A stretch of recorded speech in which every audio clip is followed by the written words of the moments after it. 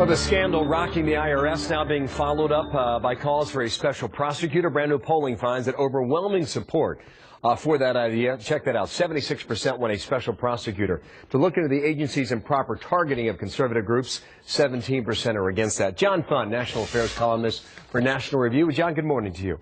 And welcome back here. I guess the natural inclination might be to say, go ahead and get a special prosecutor. Is that necessarily a good thing or a bad thing in this case, do you believe? Well, we had very mixed results with independent prosecutors in the Reagan years and in the Clinton years, and the law finally lapsed, and nobody cried about that. But I do think the poll indicates the American people are suspicious of a Justice Department effectively investigating itself and its closest allies in the Obama administration. So a special counsel, which is similar to what Patrick Fitzgerald was in the Valerie Plame case during the Bush administration, might be called for. This would be someone who would have their own resources, their own line of command. They wouldn't have to say, "Mother, may I," to the Attorney General at every step of the way. They'd be under the executive branch, which is, I think, constitutionally proper, but they would be exercise a degree of independence. If that's the case, then, would that freeze everything that's going on in Congress? I mean, is everybody who's involved here, they just clam up and say there's an investigation underway and I don't have to say a thing? Well, there's going to be an investigation. The question is what kind of an investigation and what kind of credibility it has. And if it's conducted by the Justice Department, that investigation will begin right now. The question is do people have confidence in it? Congress, obviously, is going to proceed. I think they'll issue subpoenas. I think they'll be able to collect a lot of information, regardless of whether there's an investigation. Because remember, much of what happened here isn't criminal. It's unethical, it's ridiculous, it's absurd, it's, worrisome, but not necessarily criminal. So you can still find out a lot. I see. Okay, that brings us back to Lois Lerner now, still making salary, sitting at home.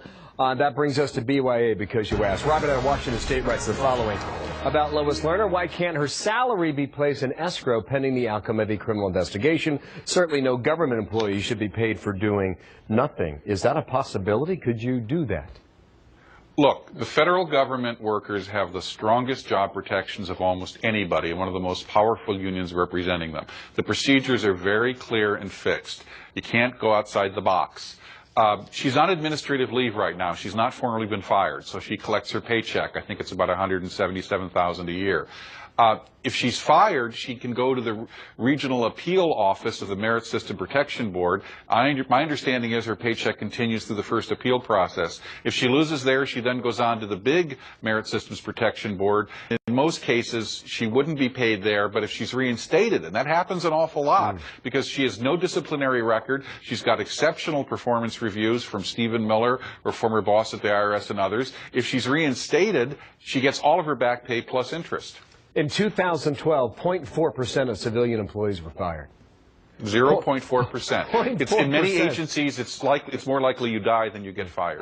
But the president could demand her resignation. Could he not? Well, his political appointee, the head of the IRS, did demand it. He called her up and said, "We want you to resign." And she said, "No, I want my paycheck." It's one thing to say no to your boss, another thing to say no to the president. John, that's how powerful federal workers are. Indeed. John Thun, thank you. In Washington today, to our viewers at home.